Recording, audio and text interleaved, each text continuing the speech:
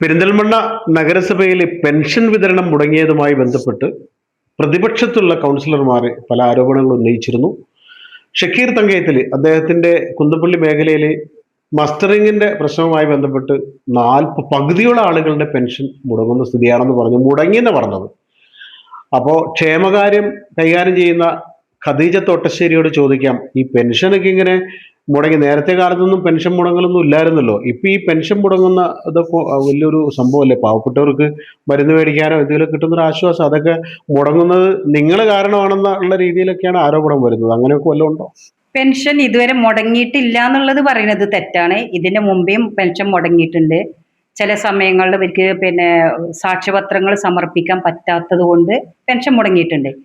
ഇപ്പോൾ എന്ന് പറഞ്ഞാൽ വളരെ കുറച്ച് ഓരോ വാർഡിലും 40, 50 5, 6 ഒരു 10 താഴെയുള്ള പെൻഷനർമാർക്കാണ് ഈ വരുമാന സർട്ടിഫിക്കറ്റ് സമർപ്പിക്കേണ്ടി വന്നിട്ടുള്ളത്.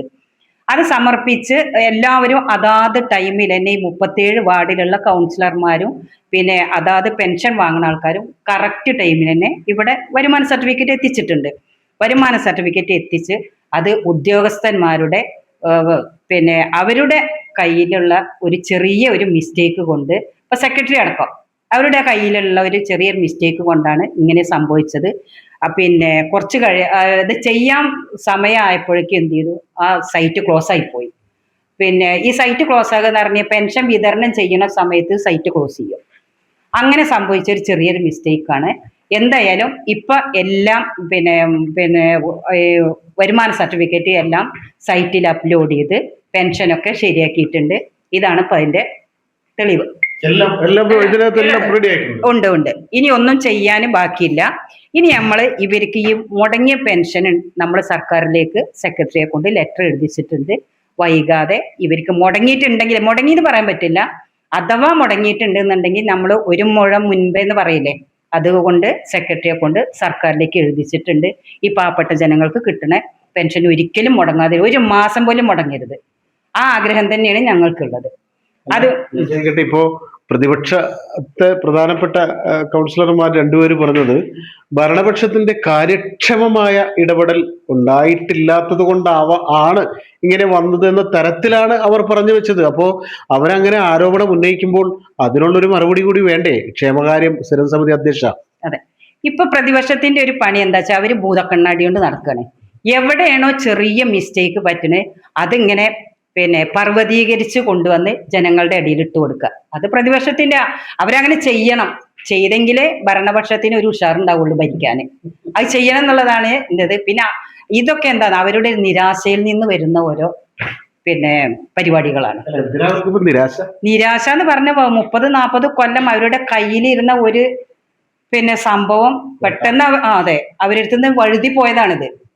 അതിന്റെ ഒരു നിരാശ ആരെയും ഉണ്ടാവില്ലേ? നമ്മളെ കൈ വിട്ടു പോകുന്ന ഒരു സാധനം നമ്മുടെ കയ്യിൽ നിന്നാണ് പോയി കഴിഞ്ഞാൽ അവർക്ക് നിരാശ എന്തായാലും ഉണ്ടാവില്ലേ? അതിൽ നിന്ന് വരുന്ന ഓരോരോ ആ നിരാശയുടെ ഓരോ ഭാഗമാണ് ഇതൊക്കെ, അതിലപ്പുറം ഒന്നുമില്ല. ക്ഷേമകാര്യ സ്ഥിരസമിതി അധ്യക്ഷ ഖദീജ തോട്ടശ്ശേരി, അവരെ കുറിച്ച് പറഞ്ഞു കഴിഞ്ഞാൽ നേരത്തെ ഒരിക്കലും ഞാൻ വാർത്ത ചെയ്തിട്ടുണ്ട്. അവര് ഇവിടെ നഗരസഭയിൽ ചെറിയൊരു ജോലിയൊക്കെ ഉണ്ടായിരുന്നു. അപ്പോൾ മത്സരിക്കുന്ന സമയത്ത് UDFന്റെ സ്ഥാനാർത്ഥിയായിട്ട് മത്സരിക്കുന്ന ഒരു അവസ്ഥ വന്നപ്പോൾ അവരെ പിരിച്ചുവിട്ടു. അങ്ങനെയാണ് സംഭവിച്ചല്ലേ? പിരിച്ചുവിടുന്ന സംഭവം ഉണ്ടായി.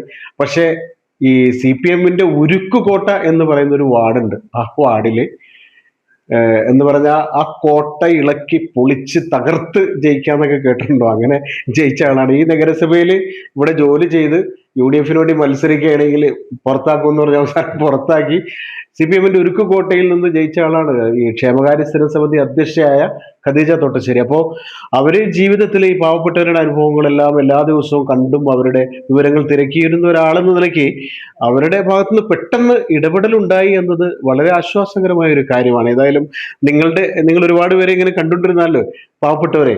അപ്പൊ ഇത് ഇനി എത്രയും പെട്ടെന്ന് ഈ പെൻഷൻ നിങ്ങൾ ലിസ്റ്റൊക്കെ ആയല്ലോ, എത്രയും പെട്ടെന്ന് വിതരണം ഉണ്ടാകും. ഓക്കെ, എത്രയും പെട്ടെന്ന് അതിനുള്ള നടപടികൾ സ്വീകരിച്ചിട്ടുണ്ട്.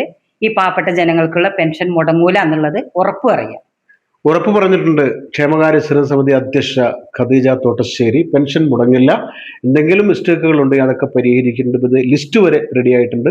എത്രയും പെട്ടെന്ന് ഈ ക്ഷേമ പെൻഷനുകളെല്ലാം വിതരണം ഉടൻ തന്നെ നടക്കുമെന്ന ഉറപ്പുകൂടിയാണ് ഖദീജ തോട്ടശ്ശേരി ഗുണഭോക്താക്കൾക്ക് നൽകുന്നത്. Jabar Venad, one news live, Perinthalmanna. Atlas പെരിന്തൽമണ്ണയിൽ ബ്രഹ്മാണ്ഡ ഓഫർ കൊടിയേറി. പെരിന്തൽമണ്ണയിൽ ചരിത്രം തിരുത്തി കുറിക്കാൻ വിപ്ലവകരമായ വിലക്കുറവുമായി ആറ്റ്ലസ് ഫാഷനിൽ കളമൊരുങ്ങുന്നു. 1000 സെറ്റ് സാരികൾ വെറും 1 രൂപയ്ക്ക്. ഓഗസ്റ്റ് 1 തീയതി മുതൽ 5 വരെ ആദ്യം ഷോറൂമിലെത്തുന്ന 1000 പേർക്ക് വെറും 1 രൂപയ്ക്ക് സെറ്റ് സാരി. ഓരോ ദിവസവും 200 സെറ്റ് സാരി വീതം 5 ദിവസങ്ങളിലായി ഈ ഓഫർ ലഭ്യമാവും. 10 ലക്ഷം വസ്ത്രങ്ങൾ ഏതെടുത്താലും ബൈ 1 ഗെറ്റ് 2 ഓഫറിൽ ആറ്റ്ലസ് ഫാഷന്റെ 15000 സ്ക്വയർ ഫീറ്റിൽ വരുന്ന സെക്കൻഡ് ഫ്ലോറിൽ ഒരുക്കിയിരിക്കുന്നു. 500-ൽ പരം ഉൽപ്പന്നങ്ങൾക്ക് ബ്രഹ്മാണ്ഡ വിലക്കുറവും ഒന്നിനൊന്ന് ഫ്രീയും. Coat set, kurtis, palazzo, nighties, saris, churidar, short top, T-shirt, baggy pants ഏതെടുത്താലും ഒന്നിനൊന്ന് ഫ്രീ. Men's shirt, cotton pant, formal pants, baggy pants, T-shirt ഏതെടുത്താലും ഒന്നിനൊന്ന് ഫ്രീ. Kids baggy pant, shirt and top, frocks, coat set, bedsheet, blanket ഏതെടുത്താലും ഒന്നിനൊന്ന് ഫ്രീ. ധോത്തി ഒന്നെടുത്താൽ 2 ഫ്രീ. ബെഡ്ഷീറ്റ് ഒന്നെടുത്താൽ 2 ഫ്രീ. ലേഡീസ് ടീ-ഷർട്ട് ഒന്നെടുത്താൽ 2 ഫ്രീ. കൂടാതെ വിപ്ലവകരമായ വിലക്കുറവിൽ ഒട്ടനവധി ഫാഷനബിൾ വസ്ത്രങ്ങളും ആറ്റ്ലസിൽ നിന്നും ഇപ്പോൾ സ്വന്തമാക്കാം. Atlas fashion, near KSRTC bus stand, Palakkad road, Perinthalmanna.